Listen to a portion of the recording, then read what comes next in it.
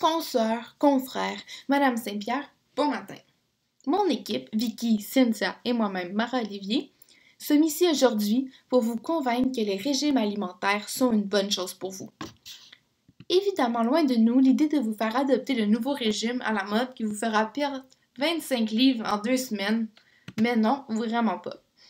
Nous voulons plutôt vous démontrer qu'un régime équilibré basé sur de saines habitudes alimentaires est bon pour vous. Nos opposants viendront sûrement vous dire qu'un régime équilibré ou que de bonnes habitudes alimentaires n'est pas vraiment un régime, mais ils se trompent.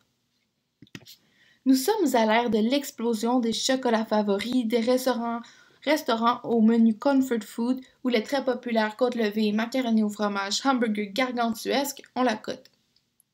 Ce qui signifie que adopter des bonnes habitudes alimentaires est synonyme de régime et de diète.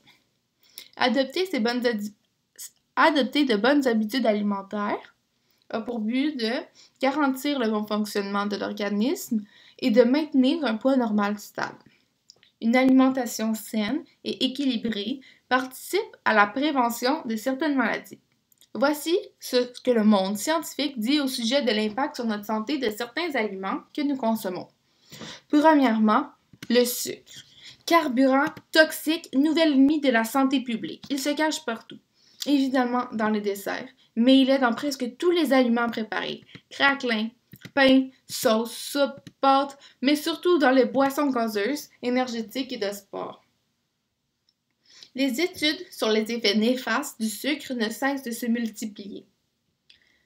Dans la revue Nature de février 2012, l'article Public Health The Toxic Truth About Sugar démontre après l'analyse de plusieurs articles que le sucre est relié à l'obésité et à l'augmentation des maladies métaboliques telles le diabète qui est en pleine croissance aujourd'hui. Une toute nouvelle étude réalisée par des chercheurs du Anderson Cancer Center de l'Université du Texas vient accréditer une autre étude menée en 1990 par l'École de médecine de Harvard qui démontre qu'une alimentation riche en sucre augmenterait le risque de développer un cancer du sein ou bien de métastases au poumon. Deuxièmement, nous avons les fruits et surtout les légumes. À ce sujet, ce ne sont pas les preuves qui manquent.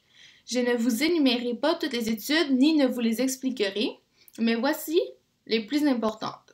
Donc, on a la diminution du risque de maladies chroniques majeures, publiée en 2004 dans le Journal of Cancer Institute.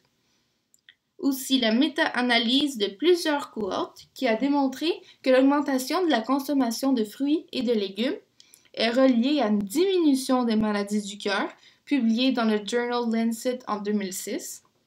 Et de plus, nous avons dans le New England Journal of Medicine en 1997 l'effet du style de diète sur la pression artérielle. Troisièmement, le gras. Le gras est essentiel dans une diète, mais il faut choisir les bons. Principalement les gras insaturés que l'on retrouve notamment dans les poissons, les œufs, l'huile d'olive et de canola, ainsi que les noix. Une méta-analyse réalisée dans le PLOS Medicine a révisé 102 études, incluant 4660 personnes, qui ont démontré que les gens qui mangeaient de bonnes quantités de gras insaturés avaient moins de diabète et perdraient même plus de poids que ceux qui consommaient moins de gras, mais des mauvais. Saviez-vous que malgré le nombre élevé de calories, les noix aident à faire perdre du poids, plus que des friandises à teneur calorique plus faible? Ce sont des aliments exceptionnels car en plus de l'excès de graisse au niveau du ventre, la diminution de l'excès de graisse, ils ont une activité antioxydante et anti-inflammatoire, ce qui diminuerait le risque de maladies cardiaques telles que démontrent dans le Iowa Studies, le Nurses Health Study et le Physicians Health Study qui ensemble ont regroupé 153 604 participants. Les bonnes pratiques alimentaires reposent sur des notions très simples et de bon sens. Donc, l'équilibre, la variété et la modération. Il y a un adage qui dit « Nous sommes ce que l'on mange ». Puisque je ne veux pas ressembler à un grand clown aux cheveux oranges et en combinaison jaune, il faut apprendre à dire non à nos précieux Big Mac. Voici plutôt à quoi je voudrais ressembler plus tard et ce que devrait comprendre mon régime équilibré, tel que publié en 2011 dans le Healthy Eating Plate de Harvard Health Publications. Il est de plus en plus possible d'observer une forte augmentation de personnes affectées par des maladies comme l'ostéoporose et des maladies chroniques comme l'obésité, le cancer et le diabète, qui est responsable de 63% des décès partout dans le monde. Par contre, il est prouvé qu'adopter une alimentation saine permet d'améliorer sa santé et son bien-être global. Prenons pour exemple le diabète. Le diabète est causé par un manque ou un défaut d'insuline. Lorsqu'il nous en manque ou qu'elle ne peut pas bien accomplir sa fonction, le glucose ne peut pas servir de carburant aux cellules. Il s'accumule alors dans le sang et entraîne une augmentation du taux de sucre. Un haut taux de sucre dans le sang peut entraîner certaines complications, notamment au niveau des yeux, des reins, des nerfs, des pieds, du cœur et des vaisseaux sanguins. Donc, ces personnes doivent se créer un régime propre à leurs conditions pour vivre en santé. Ils doivent prioriser les glucides sains, les aliments riches en fibres, les poissons bons pour le cœur et du bon gras. Ils doivent surtout éviter de consommer du gras trans, du gras saturé, du cholestérol et du sodium. Une alimentation mal adaptée peut engendrer de graves répercussions dans la vie d'un diabétique. Parlons maintenant de l'ostéoporose. Cette maladie est un processus naturel qui entraîne la perte de masse osseuse au courant de notre vie. Cette condition affaiblit les os et augmente les futures chances de fracturer une hanche, un poignet et la colonne vertébrale. Au moins une femme sur 3 et un homme sur 5 vont souffrir d'une fracture ostéoporotique durant leur vie. L'ostéoporose ne doit donc pas être pris à la légère.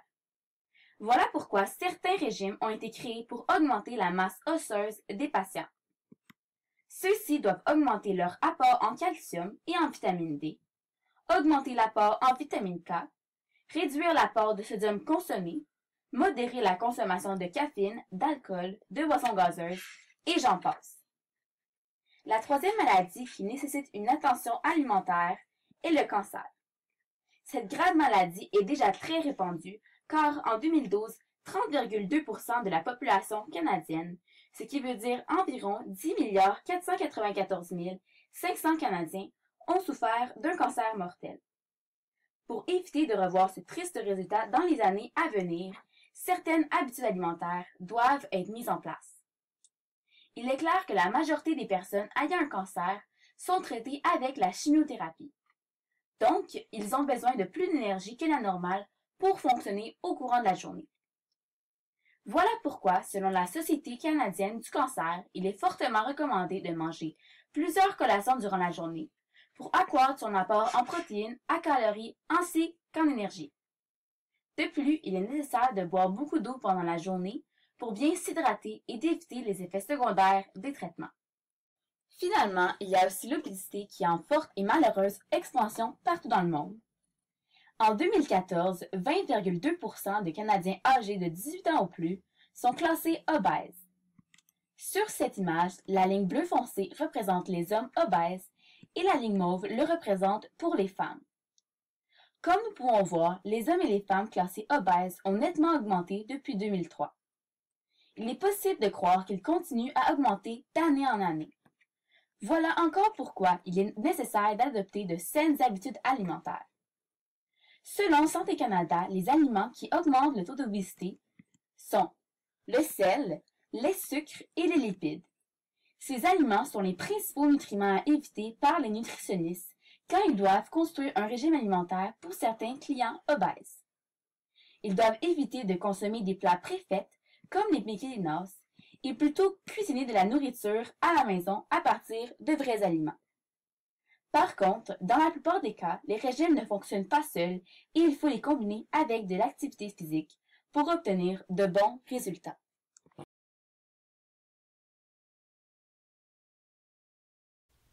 La plupart des gens voient les régimes comme une façon de maigrir, mais ils servent à bien plus. Surveiller son régime alimentaire est bénéfique pour la vie au quotidien, et on pourrait être surpris du rôle de notre alimentation dans la plupart des sphères de notre vie.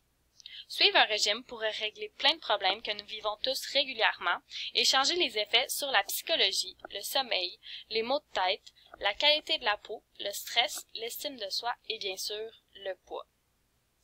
Pour commencer sur la psychologie. Une grande partie des gens associent la nourriture à plusieurs actions sans même le savoir. Ils mangent souvent, même si la faim n'est pas présente, mais les émotions nous donnent faim. On mange souvent devant la télévision, l'ordinateur, à la piscine, lorsqu'on travaille, lorsqu'on est triste ou joyeux. Les gens mangent, se remplissent souvent d'aliments sucrés pour se réconforter, ce qu'on appelle de la nourriture émotionnelle. Pour le professeur de psychologie Michael Match, l'acte de manger et l'équilibre émotionnel seraient étroitement liés. Ce mécanisme deviendrait souvent une source d'inquiétude, mais avec un régime alimentaire équilibré, cette dépendance deviendrait moins forte. Les thérapeutes conseillent souvent d'essayer de réguler les émotions par ses propres moyens, sans utiliser la nourriture et de tenter de manger en pleine conscience. Du côté du sommeil, plusieurs aliments sont les raisons d'insomnie et de troubles de sommeil. Les gens ayant ces difficultés devraient suivre un régime pour se poser des restrictions pour enfin pouvoir bien dormir. Un repas équilibré et léger permet de faciliter le transit et la digestion nocturne. Certains aliments sont aussi des alliés du cerveau qui facilitent l'endormissement au niveau cérébral. Une étude publiée en 2004 prouve que la consommation de tryptophane, de magnésium, de potassium et de vitamine B améliore la vigilance matinale et l'attention diurne, un signe d'un meilleur sommeil. Il faudrait donc diminuer l'apport d'aliments comme la viande, la volaille, le poisson, les fruits de mer et les œufs au repas du soir, parce qu'ils sont très riches en protéines, et les protéines prolongent la digestion et augmentent la thermogénèse. La thermogénèse, freine le sommeil profond. Donc, en soirée, il faudrait plutôt manger du poisson gras, des pâtes, du riz, du pain, des légumes secs, des noix, des graines et plus encore. En optant pour une diète avec ces restrictions, on peut oublier la fatigue, la mauvaise humeur et le manque de concentration. Beaucoup de gens souffrent de maux de tête et de migraines sans en connaître la raison ni s'y attarder. Diverses études ont déjà prouvé que les maux de tête peuvent prendre parfois source dans les aliments que nous consommons. Les personnes sensibles aux migraines et aux céphalées et aux hémicranies devraient faire attention à certains aliments et surtout ne pas sauter de repas. Sauter un repas a tout un effet sur le corps, principalement les hormones liées au contrôle de la faim. Donc ces hormones-là pourraient être en cause dans le mécanisme déclencheur des migraines. Les restrictions d'un régime pour eux seraient d'éviter le fromage à maturité, le hareng, le chocolat, les noix, le pain, la pizza et beaucoup d'autres aliments, en plus de plusieurs boissons comme le café et l'alcool évidemment. Les médecins concèdent qu'il est difficile de rester à l'écart de tous ces aliments, donc ils proposent à certains de garder ces restrictions dans leur diète, mais si le manque de certains aliments est trop présent, ils peuvent en prendre quitte à récolter une migraine. Pour la santé de notre peau, ça nous préoccupe pas mal tous, mais aucune crème peut régler nos problèmes cutanés si on mange mal. Comme le dit Henri Chéneau, qui étudie depuis plus de 40 ans dans la micronutrition, notre alimentation permet de changer des milliards de cellules qui ont besoin d'être renouvelées tous les jours. Un régime approprié pour les gens souffrant d'acné éliminerait graduellement les produits laitiers, parce que les hormones de croissance contenues dans le lait de vache, les vaches enceintes surtout, favorisent les éruptions cutanées. En plus, pour une peau en santé, le taux de sucre sanguin doit être équilibré. Il y a des fortes chances que les boissons gazeuses provoqueraient toutes sortes de problèmes de peau, parce que, disons, un Coke moyen a environ 56 grammes de sucre. Par contre, l'eau est la boisson parfaite au lieu des boissons gazeuses. Comme autre aliment, il y a les charcuteries qui sont aussi plutôt mauvaises parce qu'elles favorisent les rides. Les charcuteries passent par un procédé industriel ayant des substances chimiques qui provoquent l'inflammation. Pour le stress, comme l'anxiété, c'est des phénomènes très connus et causés par plusieurs raisons, dont l'alimentation. Une alimentation inappropriée, c'est un stress pour l'organisme parce qu'elle empêche le métabolisme normal. Les spécialistes ont classé des aliments de stress et anti-stress pour créer un régime sain pour ceux qui souffrent de stress et d'anxiété. Donc, il faudrait principalement éviter les restaurants de fast-food, en plus des sucres raffinés, le café, les fritures, l'alcool, les viandes rouges, les charcuteries et plus encore. Ils ont aussi nommé la vitamine C comme une vitamine anti-stress par excellence. On la retrouve dans les agrumes, dans plusieurs fruits, le jus de pomme ou de raisin et certains légumes comme les brocolis, épinards, tomates et autres. Il est aussi recommandé de ne jamais sauter de repas et surtout pas le déjeuner, parce que le stress dérègle souvent notre appétit, mais il est très important de continuer de manger équilibrement sous un régime adéquat avec ces restrictions-là. L'estime et la confiance de soi, c'est pas quelque chose d'inné pour tout le monde. Manger sainement et faire de l'exercice peuvent aider à stimuler la confiance en soi. Ces deux aspects-là, manger sainement et faire de l'exercice, sont bénéfiques pour la santé et donnent le sentiment d'être actif, de faire les bonnes choses et de se forcer pour rester en forme. Il n'y a pas de régime spécifique pour avoir plus d'estime et de confiance de soi, parce que c'est très personnel et c'est à chacun de choisir quelle diète semble bien pour eux. La confiance est aussi affectée par l'image que vous avez de vous. Quand vous sentez que vos dents, vos cheveux et votre peau sont en santé, vous vous sentez automatiquement bien dans votre peau. Et si vous avez besoin de perdre un petit 3 livres pour être encore mieux, faites-le.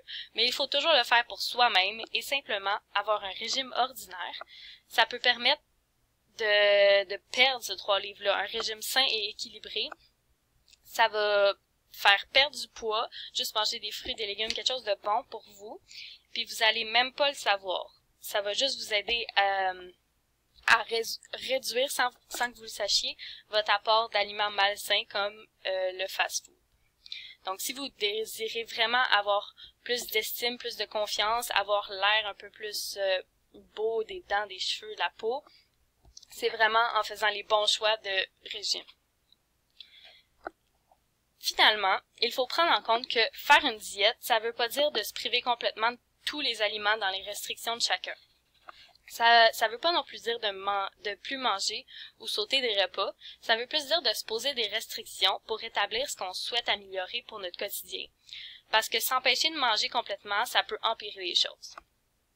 Il est aussi essentiel de se renseigner avant de commencer un régime alimentaire pour suivre le bon régime approprié et équilibré.